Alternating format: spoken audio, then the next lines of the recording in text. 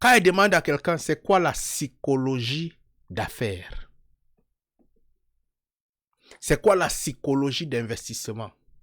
C'est quoi la psychologie d'entrepreneuriat? Beaucoup de jeunes ne vont pas répondre. Ils voient l'entrepreneuriat en termes d'argent et non en termes d'esprit et non en termes de vision. Ils voient l'entrepreneuriat de je mets 10 000, ça va me rapporter 20 000. C'est comme ça qu'ils voient l'entrepreneuriat. Pourtant, voir l'entrepreneuriat comme ça, c'est échouer au premier degré. C'est échouer au dernier degré. Les gens voient l'entrepreneuriat en termes de j'ai acheté la maison à 50 000 euros. Hein? J'ai reconstruit la maison à 50 000 euros. La maison va me rapporter comme ceci, la maison va me rapporter comme cela. C'est comme ça que les gens voient l'entrepreneuriat. Ils sont tellement égarés. Hein? Parce que le jour que le séisme va venir taper sur la maison là, est-ce que tu as l'esprit qui est prêt à pouvoir supporter ça? Le jour que tu vas finir de construire ta maison, une personne vient entrer dedans, il te dit qu'il ne sort plus et il ne paye pas. Est-ce que tu as l'esprit à pouvoir affronter ça? Le jour que tu vas prendre ton capital de 200 000, on t'entraîne dans un business de 2 millions, 200 millions. On t'entraîne dans un business, tu entres dedans bêtement, tu mets paille. L'argent part. Est-ce que tu as le potentiel de pouvoir gérer les dettes après? Et ça fait partie de ce qu'on appelle la psychologie entrepreneuriale. Le jour que tu vas partir au marché, on te convainc que non, maintenant c'est iPhone 17 qui passe sur le marché. iPhone 17, tu pars, tu prends ton capital, tu achètes l'iPhone 17. Tu viens, tu mets en boutique. Lorsque tu mets en boutique, aucun client ne vient acheter. Pourtant, c'est en train de sortir dans le marché. Mais ça chez toi, ça ne passe pas. Est-ce que tu as l'esprit pour comprendre comment gérer ça? Est-ce que tu as l'esprit pour casser les prix et vendre ça? Jouer à perte? Est-ce que tu as l'esprit là? Mais celui qui est venu te parler du business, il t'a vendu le rêve.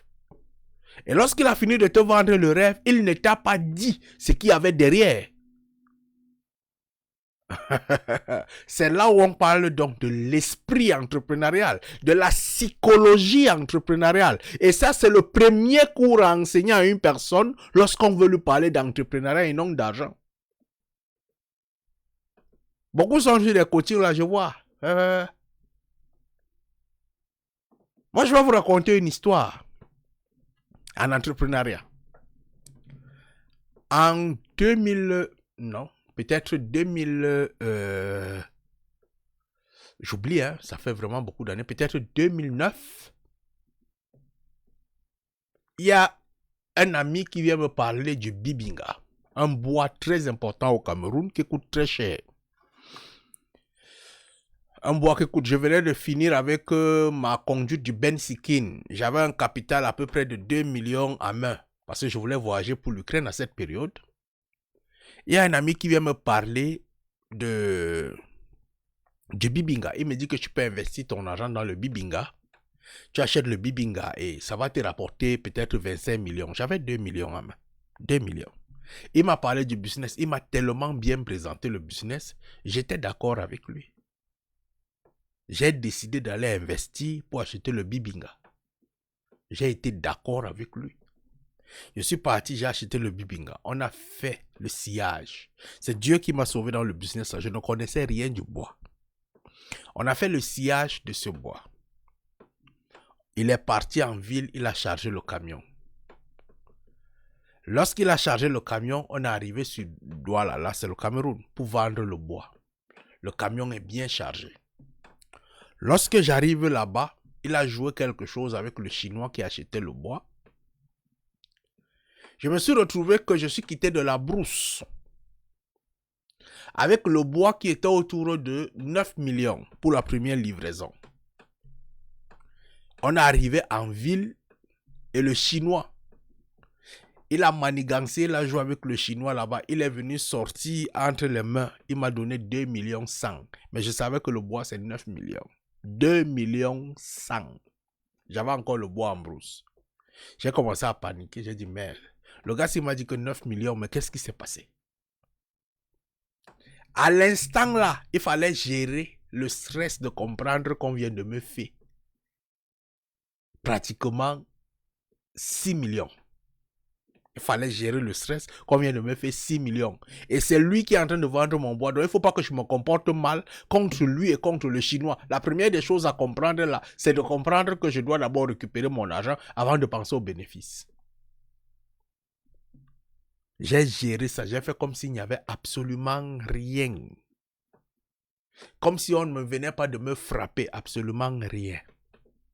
J'ai pris mes 2 bâtons, je suis rentré. Je lui ai dit que non, on va se gérer à la maison. Parce que c'était en période d'exemple. On va se gérer à la maison. Lorsque j'arrive, il y avait les déchets de bois qui étaient restés là-bas. Et j'ai décidé, je suis parti, j'ai vu un autre voisin. Il m'a dit que non, les déchets de bois là, les déchets de bois du Bibingala, ne laisse pas ça. Il y a les artisans qui achètent ça et ça coûte bien cher. Ça peut te rapporter même 200 000. Je dis, ah, ok. Je suis parti avec lui pour demander les déchets de bois là. On m'a donné les déchets de bois. À ce moment où j'arrive, je rencontre le Chinois là. Je lui demande que, mais, je suis venu avec le bois, souffrir comme ça là. Tu arrives ici là, tu me donnes seulement 2 millions sur tout le bois là. Le Chinois dit, quoi? 2 millions? Non, j'ai donné 7 800 000. 7 800 000. Le gars qui venait de me donner, qui m'a amené dans le business, dans les 7 800 000, il a pris 5 800 000. Il m'a donné 2 millions. J'ai fermé ma bouche. Parce que la majorité du bois était encore en brousse. Lui, il a pris sa route, il est parti fêter. Il me dit qu'il va me retrouver en brousse. J'ai simplement pris le numéro du Chinois. Je suis rentré en brousse. J'ai scié mon bois. J'ai retravaillé le bois. Je suis ressorti. J'ai réussi à vendre mon bois et eu ce que je pouvais avoir. Juste pour rappeler qu'à ce moment, qu'est-ce qu'il me sauve?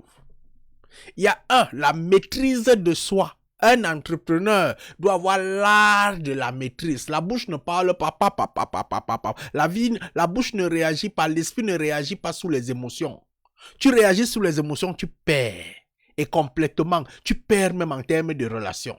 Si j'avais réagi sous les émotions, le gars pouvait appeler le Chinois, il pouvait appeler la police. Le bois que j'avais en brousse, on devait bloquer ça parce que c'était un bois interdit.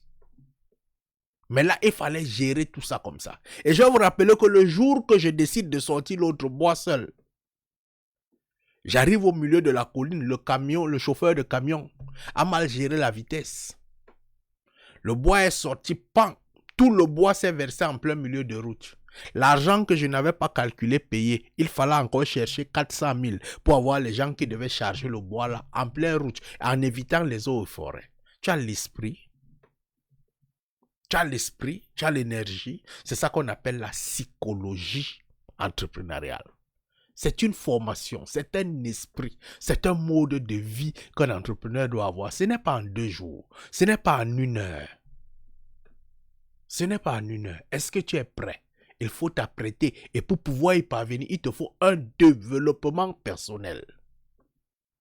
Allume ton cerveau, mon frère.